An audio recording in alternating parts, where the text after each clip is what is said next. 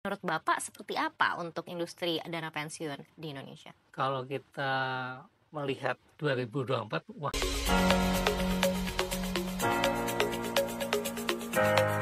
Budi, kalau kita melihat tahun 2025 ini katanya masih banyak tantangan begitu. Tapi sebelum kita masuk ke sana, kita evaluasi dulu. Di tahun 2024 menurut Bapak seperti apa untuk industri dana pensiun di Indonesia? kalau kita melihat 2024, wah seru sekali itu. Seperti itu situasinya pada awalnya itu ekonomi kita itu bagus ya awal tahun. Tapi menginjak semester paruh kedua, pola volatile itu mulai terjadi. Nah, di mana bisa dilihat dari yield yang SPN yang 10 tahun itu mulai naik. Nah, ini kan tanda-tanda bahwa asing itu mulai hati-hati nih dengan perekonomian kita. Kemudian juga rupiah mulai terdepresiasi. Nah, kalau depresiasi rupiah sendiri sebetulnya kita nggak sendirian. Karena memang apresiasi dari USD ini terhadap semua mata uang itu memang dia lagi meningkat, lagi bagus. Nah, ditambah kalau yang di dalam negeri di 2024 ini kan masih ada pilkada yang belum selesai kan ya waktu itu ya. Nah, namun kalau kita melihat di 2024 untuk dana pensiun sendiri bagaimana dampaknya? Kalau bagi kami sih sepanjang itu kita bisa mengatur investasi dengan baik, itu mungkin sih kita nggak ada masalah. Nah, makanya kalau di kita itu ada istilah investasi itu harus pas. Pas dalam arti kata P-nya adalah prudent, A-nya adalah agile, S-nya adalah secure. Ya, kalau prudent berarti kan kehati-hatian ada di sana. Investasi harus disesuaikan dengan kebutuhannya. Kemudian kalau agile atau lincah, fleksibel lah ya. Jadi kita nggak terpaku di salah satu investasi. Kalau memang investasinya itu volatilitasnya tinggi, kita bisa langsung switch ke yang investasi yang lebih pasti. Nah, kalau secure tentunya kan kita sebagai orang keuangan ya tentunya harus secure itu di bagian penting daripada risiko manajemen kami. Itu mungkin yang bisa saya ceritakan di 2024. Baik, dengan investasi yang katanya tadi harus pas Hmm, itu, lalu seperti apa evaluasi Bapak terhadap pertumbuhan dan juga pengelolaan aset di Dapen BCA? ya, kalau di TAPNB saya sendiri yang paling utama itu kami jagain dulu likuiditas. Sebenarnya kalau likuiditas ini sepanjang kita bisa jaga dengan baik, sehingga ada klaim dari peserta yang jatuh tempo, kita bisa bayar, itu kan sebenarnya sudah satu masalah selesai. Yang kedua, tinggal kita membagi antara investasi menengah dan jangka panjang. Kami nggak ingin likuiditas itu memakan investasi yang jangka panjang. Nah, investasi jangka panjang ini kan harus disesuaikan antara durasi sama dengan maturity date-nya. Kalau itu udah pas, tentunya ya yang menengah tentunya kita bermainnya kan di obligasi korporasi, di saham yang lebih resikonya lebih tinggi tapi dengan terbatas kan resikonya kita amatin. Karena kalau saham memang kita nggak bisa tinggalin. Karena boleh kalau kita flashback di 2024, sebenarnya kan di bulan September itu kan bagus. Kita masih sempat istilahnya kita sempat ambil gain di September. Baru kemudian mulai turun itu indeks itu kan di kuartal keempat ya mulai turun.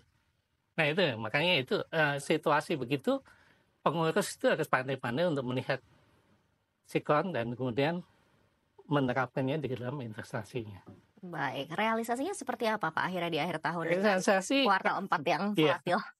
kami naik sih asetnya. Kami sudah bisa mencapai di angka tadi saya intip karena masih belum selesai semua sampai dengan 30 Desember kita sudah di 5,9 T meningkat dari sebelumnya. Terus kemudian kalau untuk ROI-nya sendiri memang karena kalau di dana pensiun itu kan ada dua, ada realized, ada unrealized kan. Kalau realized-nya kami bagus, naik 10%. Jadi laba tahun lalu kan 301, tahun ini kita bisa mencapai 332, 10%. Tapi yang kita nggak bisa prediksi adalah yang unrealized, karena kan selisih penilaian investasi kan, kita pakai nilai wajar.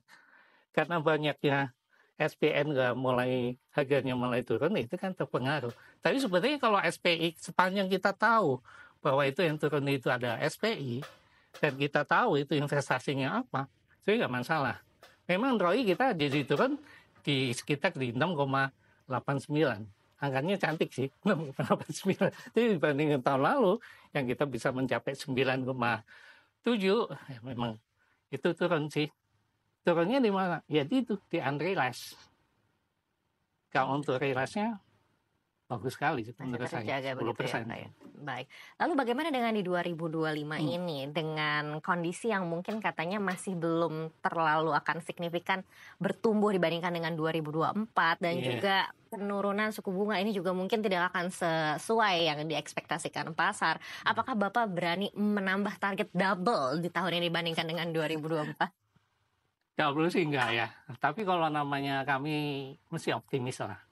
Kami melihat timnya Pak Prabowo kan mulai solid ya, mulai gerak langkahnya mulai terkoordinasi dengan baik, itu satu harapan. Yang kedua adalah kami melihat juga BI dalam menjaga rupiah ini kan mulai bagus juga, mulai kencang juga. Nah harapan-harapan itu pasti ada. Tapi kalau untuk kenaikannya terlalu tinggi kami nggak bisa berani juga sih. Tapi tetap kita targetkan akan naik. Tapi mungkin ya tergantung situasinya dari sikon dan kondisi dari pasar ya. Tapi yang paling penting adalah kami jaga likuiditas dulu. Itu yang paling penting kan. Nah, yang kedua sebenarnya keuntungan kami. Kenapa kami bisa mendapatkan realitas yang besar? Karena kami juga mainnya di sektor real. Kami bukan hanya main di pasar uang, pasar modal, tapi kami juga punya sektor real. Kami punya perusahaan-perusahaan anak. Yang kalau kita manage dengan baik, perusahaan-perusahaan anak ini akan menghasilkan kinerja yang baik. Tentunya itu nanti dari penilaian apresiasinya pada saat dia dinilai oleh appraisal itu mereka akan naik nilai wajarnya kan. Jadi itu akan mengurangi minus dari SPI yang dari investasi pasar modal ataupun yang lain. Baik. Kalau perbandingannya seperti apa Pak yang di sektor real dengan yang di pasar modal di 2024 kemarin? Ya. Kalau pasar modal kami agak jelek ya kemarin ya, kita tahu lah kondisi pasar modal. Tapi untuk sektor real ini lebih bagus dari deposito loh.